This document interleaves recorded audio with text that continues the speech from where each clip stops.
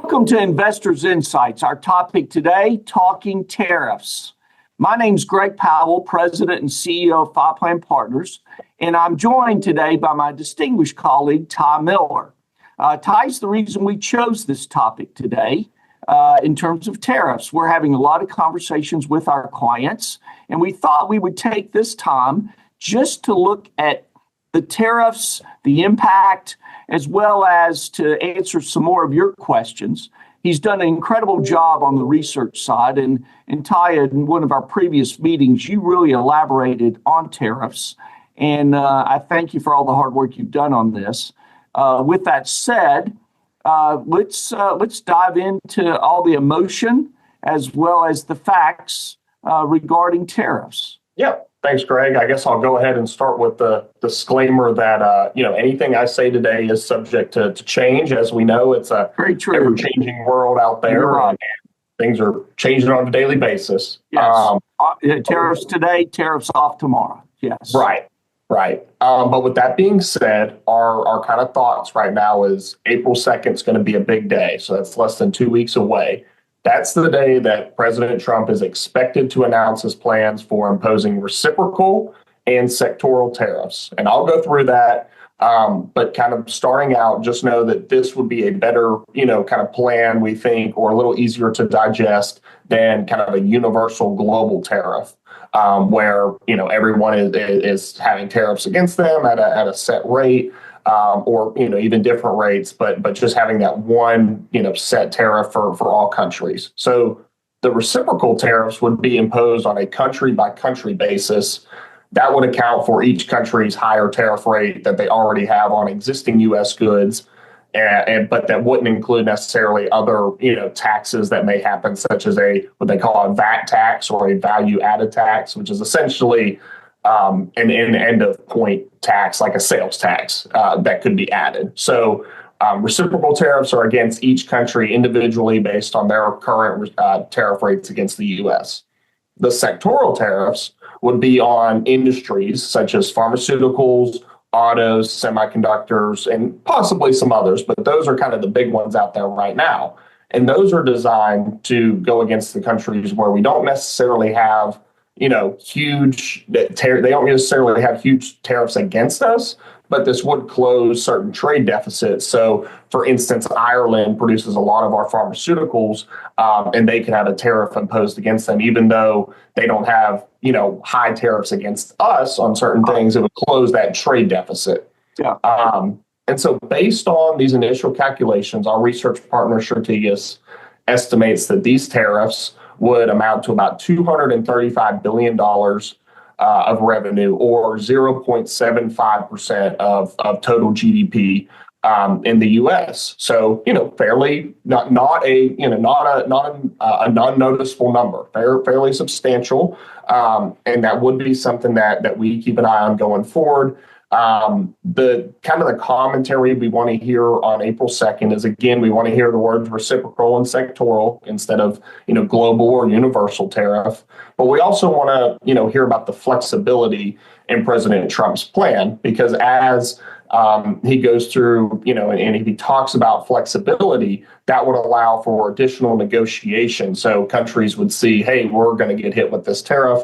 Hopefully we can negotiate, ours down a little bit and avoid the tariff and things like that, and have kind of a plan in place. So we've heard a lot of talk about tariffs being inflationary. That wasn't necessarily true last time, but that was because we had a big, corporate tax cut. The odds of that corporate tax cut, being as substantial this time, or maybe just a continuation, we think it might just continue, not necessarily have another huge cut. And so in order to prevent inflation, it would be nice to hear that these tariffs will be flexible and be negotiated upon, because if one country brings down their existing tariff rates on what they already have, and we say we're going to tariff up here and it becomes down here or no tariff at all, that would actually lower prices. So that's something that we certainly want to keep an eye on as well. And then in this chart, it has a breakdown here of the estimated 12-month revenue impact of the tariffs. And so you see China, Mexico, and Canada broken out separately, but then you have the reciprocal there at the top, and then you have autos and pharma and semis, steel and aluminum, things like that. And that's how our research partner is getting to that $235 billion number. Yeah, and from that standpoint, because a lot of emotions out there, the news media will grab hold of this tariff or that tariff, which our clients are calling us about. So you used a key word there that even though the tariffs in certain countries are being announced, negotiations will continue to go on. Is that correct?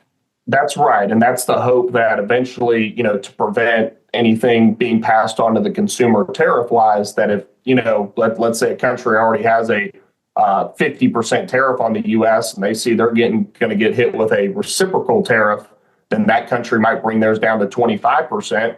We bring ours down, all of a sudden that would actually be lower prices for the consumer. So that is the hope.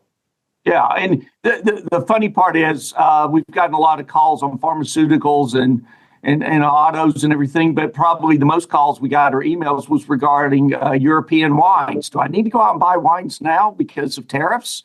So, we want to say to everybody that this is an ongoing process. Don't get emotional about it. The headlines don't necessarily mean that's the final decision. You agree with me on that?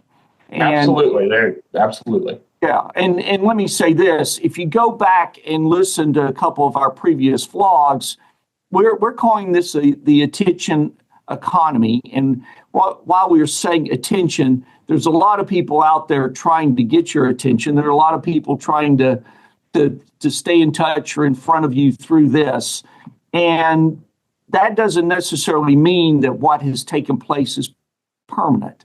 It may cause some volatility in the market for a day or two, but we're researching that. We're navigating through it. I mean, what Ty shared with you this morning is just a glimpse of the research that we're doing to make sure we have all the details and the facts, as well as to see what the rippling effect is. So, Ty, I appreciate you going into that detail. And then I think you've taken it upon yourself as we move forward this year, keeping up with the different tariffs and which one sticks and which one we need to make people aware of. Is that right?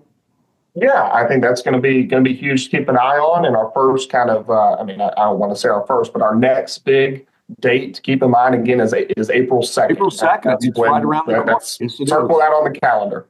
Yeah. So with that, please know that we're going to continue giving this kind of information on our blogs. We're going to do it in our social media on Facebook, Twitter, LinkedIn, YouTube, on our podcast.